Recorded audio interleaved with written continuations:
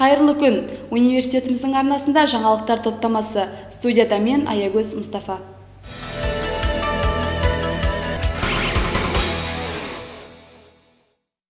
Қараша айының 5 жылдығында республикамыздың және облысымыздың ірі қалаларынан келген кәсіби медиаторлар бас қосып, оқу ордамыздың заң факультетінің студенттерімен кездесті.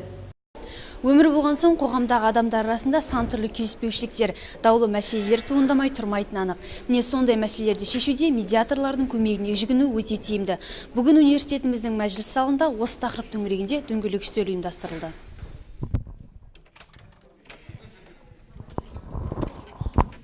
Қазіргі таңда халықтың аузынан, бұқаралық ақпарат құралдарының беттерінен медиация деген сөз түспейді. Алайда медиация сөзінің мағынасын қарапайым халықтың көбі толықтай түсіне бермейді. Себебі бұл ұғым біздің қоғамымызға жаңадан енгізіліп жатыр. Толығырақ айтатын болсақ, елбасымыз Нұрсұлтан Назарбаев 2011 жылдың қаңтар айында Қазақстан Республикасының медиация туралы жаңа заңын қабылдады. Медиация қолайлы шешімге келу мақсатында медиатордың бейтарап жақ қолғабысымен тараптар арасында дауды реттеу тәртібі.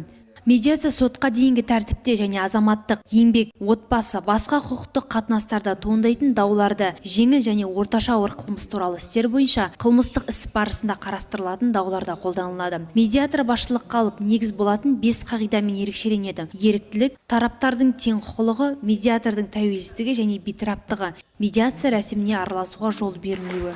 Медиацияның артықшылықтары: тараптар уақытын үнемдейді. Себебі сот рәсіміне қарағанда бұл рәсім әлдеқайда қысқалау. Медиатор деген сөз қоғамдағы дау-жанжалдарды екі жаққа да тиімді етіп, әрі бейбіт түрде шешетін бітімгер. Аталмыш тақырып аясында өткен жиынға Ресей елінен келген Марат Александрұлы, Қарағанды қаласынан Жасұлан Болатұлы, Қостанай қаласынан Марат Ахметұлы сынды бірнеше қонақтар мен оқу ордамыздың заң факультетінің студенттері қатысты. Жиын барысында медиаторлар түрлі ситуациялардан шығу жолын қарастырып, студенттердің толғандырған сауалдар мен сұрақ-жауап алмасты.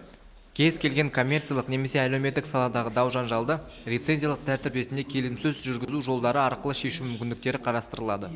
Ал енді кім медиатор бола алады деген сұраққа келсек, жоғары білімі бар, 25 жасқа жеткен, Қазақстан Республикасының медиаторлар одағынан арнайы оқығандығын растайтын сертификаты бар тұлғалар кәсіпқой медиатор бола алады. Ал мемлекеттік қызметкерлер, тергеуге алынған қабілеті жоқ адамдар, сондай-ақ жазасы өтелмеген немесе сотталғандығы кешірілмеген тұлғалар медиатор бола алмайды. Медиатордың заң оқуын бітіруі шарт емес. Ол тәуелсіз, бейтарап, істің қандай да бір жағы үшін пайдалы нәтижесінде мүдделі емес адам. Ол медиацияны екі тараптың мүддесі үшін жүргізуге және рәсімдерге тараптардың тең қатысуын қамтамасыз етуге тиіс. Осы медиацияның проблемаларын бүгінгі ол 2 жыл мына медиация деген жұмыс Қазақстанда. Соның қандай әлі қиындылығы бар, қалай бізде Қостанай, әсіресе Қостанай облысы қалай өтіп жатыр, Қазақстанда сол бар проблеманы бүгін осы круглый столда айтылды. Сонымен қатар оқу ордамыздың заң факультетінен медиатор болып тағайындалған бірінші курс студенті Новосельцев Сергей сөз сөйлеп, 28 баптан тұратын медиация заңына қысқаша түсініктеме беріп өтті.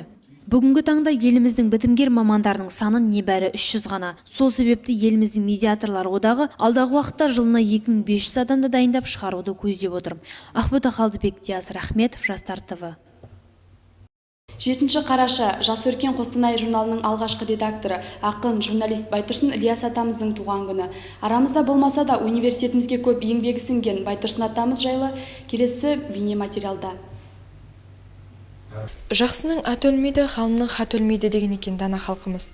Жас өркен Қостанай журналының алғашқы бас редакторы, ұлағатты ұстаз, ахметтанушы, жас алаш және егемен Қазақстан газеттерінің дамуына өзінің елеулі үлесін қосқан Байтұрсын Ілияс атамыз бүгінде ортамызда болса 74 жасқа толар еді. Торғайдың тумасы ақын Ахмет Байтұрсынов жөнінде көп зерттеу жүргізген белгілі журналист Байтұрсын Ілияс 1939 жылы 7 қарашада дүниеге келген. Ең алғаш білімнәрмен Ыбырай Алтынсарин атындағы Қазақ орта мектебінде сусындайды. 57 жылы мен Алматыға кеткем журналистика факультетіне.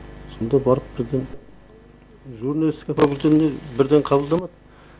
Өте жақсы тапсырып едік. Ол кезде стажы барлар деген ең бірінші пайда болды.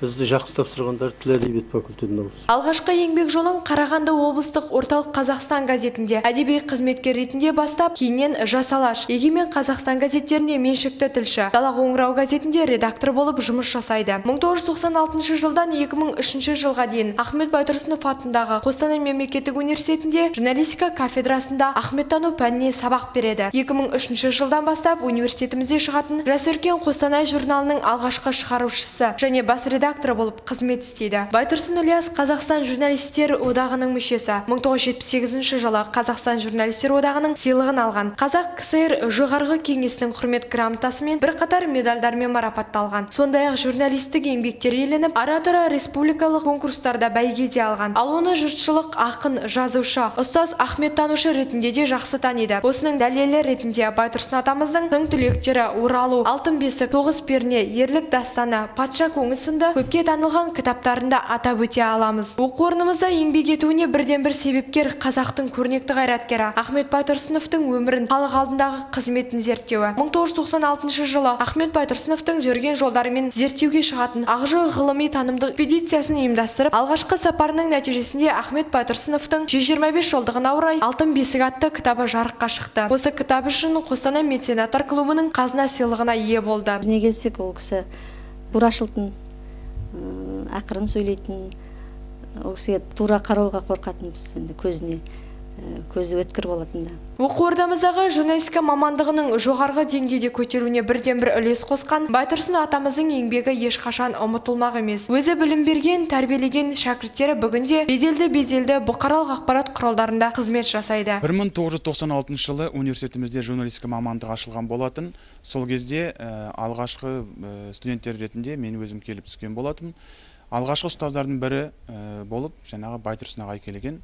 Ол көптеген студенттерді тәрбиелеп шығарды. Өзі кірпішін қалап кеткен Жас өркен Қостанай журналы өз оқырмандарына жол тартып, күннен күнге жағымды жаңалықтар тарату үстінде. Өмір жолын журналистік зерттеуге арнаған Байтұрсын Ілиясов аз ғана кешкен ғұмырында талай-талай құнды дүниелерді өмірге әкелді. Сондықтан сол кісі салып кеткен сара жолда қызмет ету журналистер қауымының міндеті. Ақбота Сақұлова, Ақжанат Аманбаева, Бақытжан Серік, арнайы Жастар ТВ.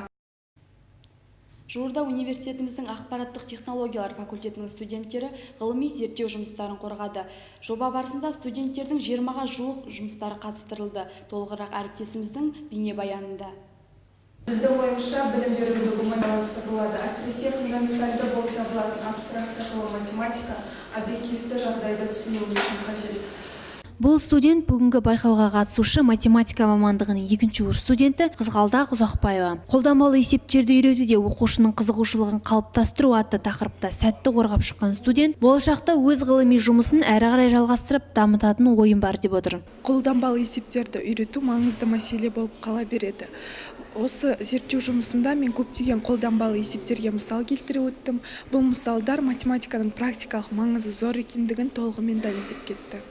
Аталмыш ғылыми жұмыстар байқауына ақпараттық технологиялар факультетінің, атап айтсақ математика, информатика, ақпараттық жүйе, есептеуіш техника және бағдарламамен қамтамасыз ету мамандықтарының студенттері белсене атсалысты. Тарихи мәліметтердің математика сабағына қызықтыру құралы ретіндегі рөлі, математиканың металлургия саласындағы маңызы сынды өзекті тақырыптарда ой қозғап, ғылыми жұмыстардың қазақ және орыс тілдерінде қорғады. Өткізіліп отырған байқаудың негізгі мақсаты студентті ғылыми келешегі үлкен әртүрлі мәселелермен және олардың зерттеу әдістерімен таныстыру, сол мәселелерді шешу бағытын көрсету және осы бағытта оның шығармашылық ізденіс жұмыстарын ұйымдастыру, студенттердің білім деңгейін жоғарылату, ауызша сөздік қорын дамыту, сауатты сөйлеу мен сыни көзбен қарау. Студенттер ғылыми жұмыстарына өз тарапынан жаңалық енгізуі міндетті. Сонымен қатар жұмысты қорғау барысында қажеттілігіне қарай кестелер, суреттер, сызбалар мен слайдтар арқылы толықтырып отырды. Байқау талабы бойынша жұмыстың тақырыптарын таңдау түрлі жағдайларда әртүрлі болуы мүмкін. Оқытқан пәні бойынша оқытушы мен студенттердің мамандық қызығушылары, мүдделері және қабілеттерін ескерту қажет. Әрине, жобаның тақырыптары бағдарлама бойынша студенттердің білімдерін тереңдету мақсатымен берілді. Зерттеу шығармашылық жоспарында мәнді мәселенің болуы, бұл мәселені шешу үшін зерттеу ізденіс жөнінде студенттердің біліктілігі ескерілді.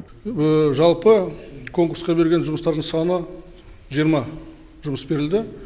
Негізгі біздің көңіл аударғанымыз ақпараттық факультеті болғаннан кейін мамандықтар сол компьютермен байланысты. Сондықтан әрбір жұмыс сондай негізгі практикалық мәні болу керек. Байқау қорытындысы бойынша әділ қазылар алқасының мүшелері үздік деп тапқан 4 ғылыми жұмысты іріктеп, желтоқсан айында өтетін екінші кезеңге қатысуға мүмкіндік берді. Ал ол сынынан сүрінбей өткен ең үздік студенттің жұмысы республикалық байқауға жолдама алады.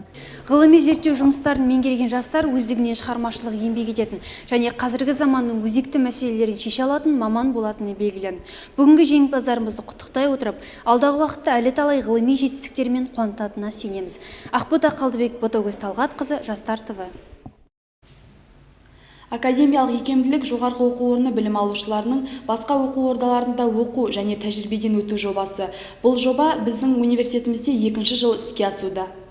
Қазақстан Республикасының 2011-2020 жылғы мемлекеттік білім беру бағдарламасына сәйкес академиялық икемділіктің дамуы мақсатты индикаторлардың бірі болып саналады. Академиялық ұтқырлық студенттерді, магистранттарды, докторанттар мен оқытушыларды оқыту, оқу тәжірибеден өту, немесе зерттеулерді жүзеге асыру мақсатында белгілі академиялық кезеңге семестр немесе оқу жылы арасындағы басқа жоғарғы оқу орнына ауыстыру болып табылады. Бұл жүйе сыртқы және ішкі интеграциялық байланыстардың пайда болуына мүмкіндік туғызады. Қазіргі таңда академиялық ұтқырлық екі бағыт бойынша жүзеге асуда.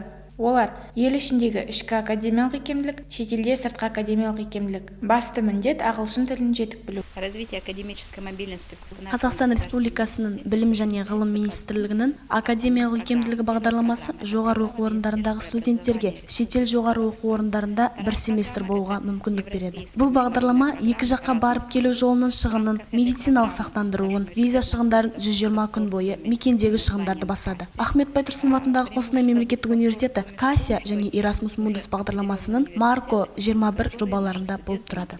Сыртқы академиялық икемділік бағдарламасы бойынша университетіміз Швеция, Германия, Чехия, Словакия, Польша сынды шетелдермен тығыз қарым-қатынаста. Осы тәжірибеден өтіп келген магистранттар оқу ордамызда баршылық. К сожалению, в данный момент данная программа уже закрыта.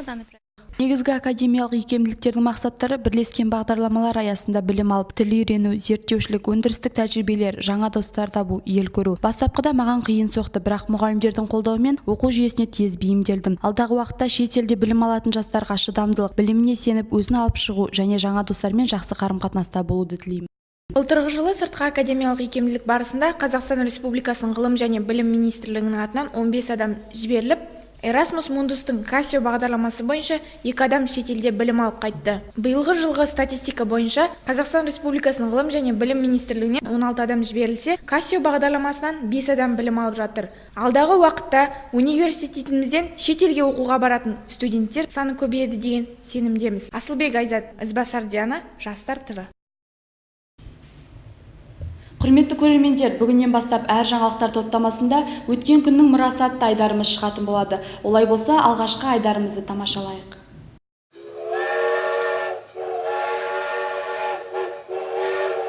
1954 жылдың 28 ақпанында 10 сағат 20 минутта Украина елінен Қостанай станциясына тың және тыңайған жерлерді игеруге шыққан комсомолдар мен жастардың алғашқы эшелоны келіп түскен болатын. Бұл айтулы оқиғаны тарихта қалдыру мақсатында тыңгерлердің алғашқы құрамын жеткізген паровоз отанға адал қызмет етудің үлгісі ретінде мәңгілік тұраққа қойылды. Бұл паровоз тың дәуірін еске түсіретін социалистік дәуірдің ұлы жетістігінің бір белгісі.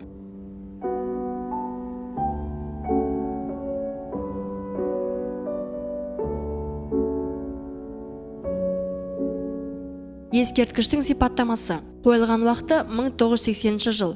Орналасқан жері Қостанай қаласы теміржол вокзалы аумағы. Паровоз ұзындығы 30 метрді құрайтын рельс кесіндісіне қойылған.